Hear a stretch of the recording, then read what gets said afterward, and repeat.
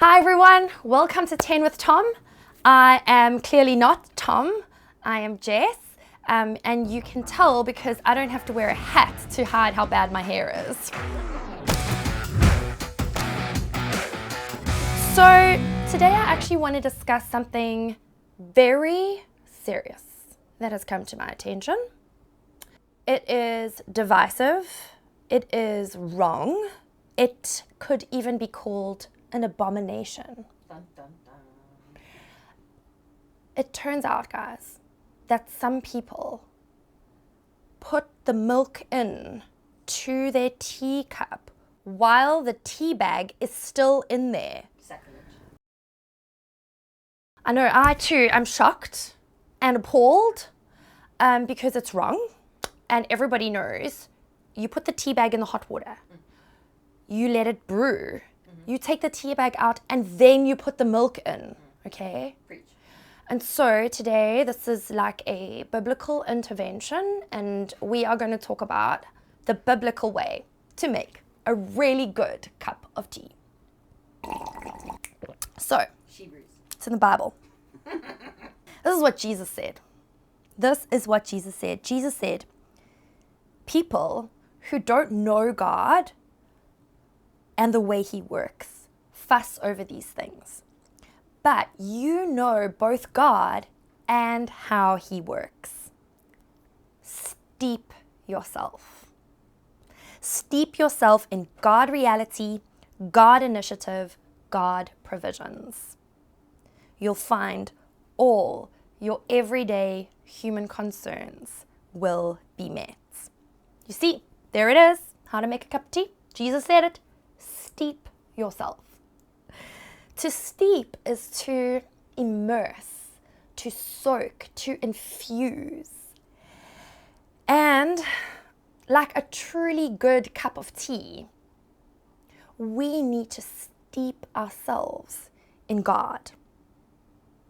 The invitation of Jesus to steep ourselves. It's an invitation to stop hustling and hurrying. It's an invitation to bring our worries and our work, our concerns and our questions, the things that weigh heavy on our hearts, and to immerse ourselves into the presence of God. It's kind of this offer to drop ourselves into the warmth of God's presence without hustle and without hurry. You see, like a good cup of tea, our inner lives cannot be made well at pace. We're in a series on Sundays called How to Heal, and the truth is we cannot heal in a hurry.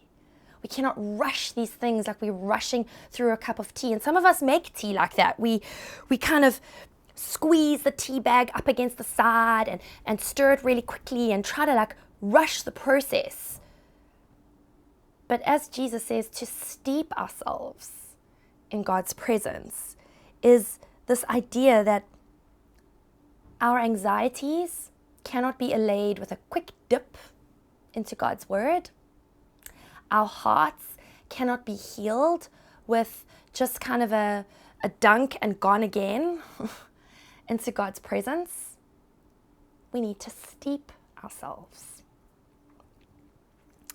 Now, if you look at the new, the other versions, we read the Message version earlier where Jesus says, steep yourself in God reality, God provision, and God initiative. There's another version, the Revised Standard Version. I love how the writer translates the original Greek. This is what he says. He says, do not keep striving for what you are to eat and what you are to drink, and do not keep worrying. For it is the nations of the world that strive after all these things. But your Father knows what you need. You see, to strive is the opposite of to steep. To strive is to struggle and to strain and to push and to kind of I don't know, when I think of striving, I think of someone overextending themselves. But if we steep ourselves in God instead of striving, we are not looking for a quick fix or a rapid response. Why? Because God knows. We steep ourselves in God's knowledge of what we need. And if we do that, and this is what I want you to remember, okay? Like a good cup of tea.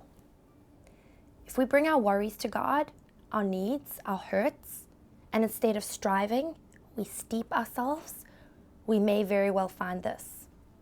The process is the provision. The actual process is the provision that we need. The very act of slowing down, of soaking in God, of breathing in His knowledge of us, His love for us, it so often meets the very needs we're striving to get met. And so I wonder today what your needs might be. Maybe you need a God reality. You need God's perspective on a situation, the way He sees it. Maybe you need a God initiative. You need God's startup instructions, next steps, like what to do. Maybe you need God provisions, where God is the inner and outer resource for your life. I pray that you would discover as you give up striving and start steeping, that sometimes the process is the provision for what you need. So you guys know, who live in South Africa, that tea is everything. If we are hungry, you just have a cup of tea. If you're tired, have a cup of tea. If you're excited at a birthday party, let's have a cup of tea, you know. Like if you're bored, I'll just have a cup of tea. Tea is the answer to every problem, okay? It is the solution. And so next time you're looking for an answer, next time you're looking for a solution, and you make yourself a nice cup of tea, may you stop and look into that mug and ask yourself, am I steeping or am I striving? And I pray that you would find that God's provision is in that very process. So here is to a great cup of tea. And now that you know how it should be made, the correct and proper way to make a cup of tea, may you go make great tea and spend great time with God.